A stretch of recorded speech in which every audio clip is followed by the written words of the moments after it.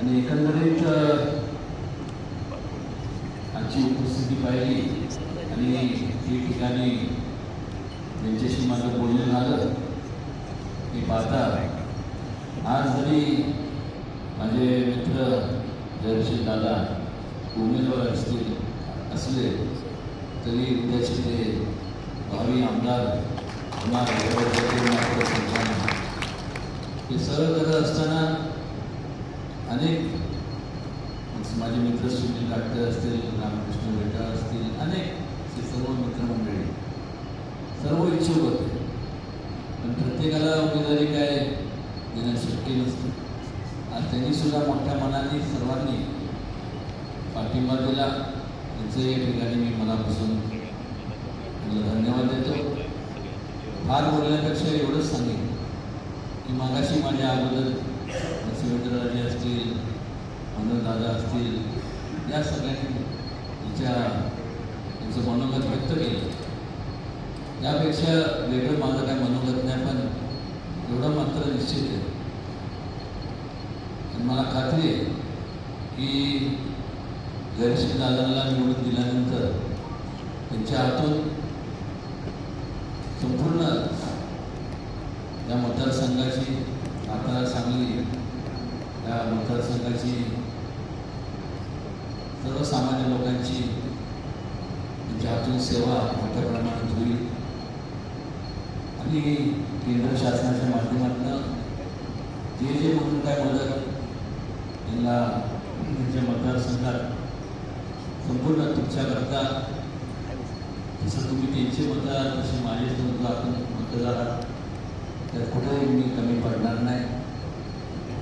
आणि राज्य पातळीवरती मग शिवराजे बोलून दाखवलं, मनोज दादा आहे, सर्वांनी आम्ही सर्वजण आमच्या परीने जास्तीत जास्त तुमच्या ज्या काय अडचणी असतील त्या निश्चितपणे आम्ही सोडल्याशिवाय राहणार नाही.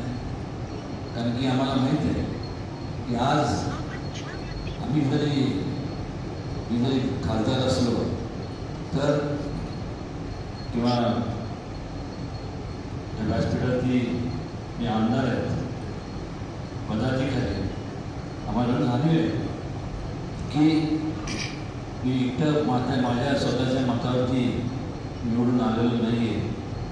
खऱ्या अर्थाने तुमच्या सगळ्यांचं पाठबळ होतं म्हणून आम्ही सगळे आज पदाधिकारी झालो. हे विनम्रपणे या ठिकाणी मला सांगावं असं वाटतं.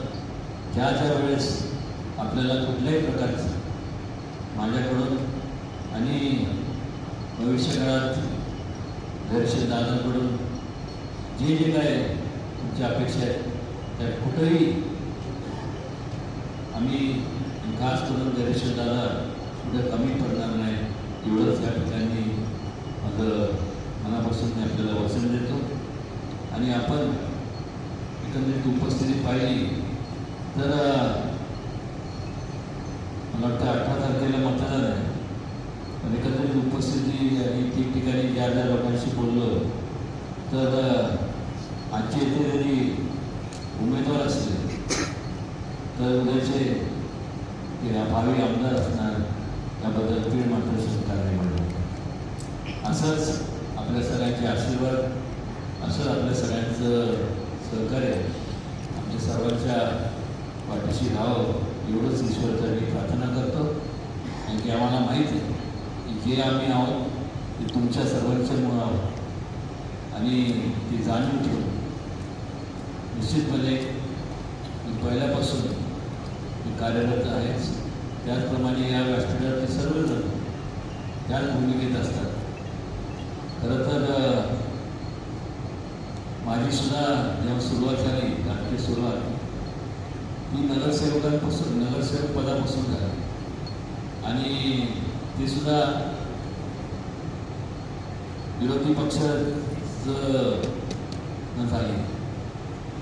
आणि असं करता करता जसं जयश्री दादांनी बरेच या ठिकाणी मान्यवर ते आज पदाधिकारी या सर्वांची सुरुवात अत्यंत म्हणजे एकदम सगळं संपूर्ण ताट आहे समोर वाढलेले नव्हते. प्रत्येकाने आपापल्या परीने प्रयत्न करून लोकांची सेवा करून त्यांचं संपूर्ण त्यांचा विश्वास संपादन केला. आणि हे करत असताना काळ वेळ गेला, पण निश्चितपणे आज जे आम्ही आहोत, आम्ही सर्वजण, ते आमच्यामुळं नाही, ते तुमच्यासारखे सुटण्याचे मतदार आहेत त्यांच्यामुळं आहोत. हे विनम्रपणे या ठिकाणी मला सांगावंसं वाटतं. फार आपला वेळ न घेता एवढंच सांगेल, आपलं बहुमोल मत जे आहे ते आमच्या मित्रांना आपण द्याल याची खात्री आहे. कारण ही उपस्थिती पाहून याबद्दल माझ्या मनात किंवा दादांच्या मनात कुठल्याही प्रकारची शंका नाही आहे. एवढंच या ठिकाणी माझं मत व्यक्त करतो. फार वेळ न घेता आपल्या सगळ्यांना पुन्हा एकदा मनापासून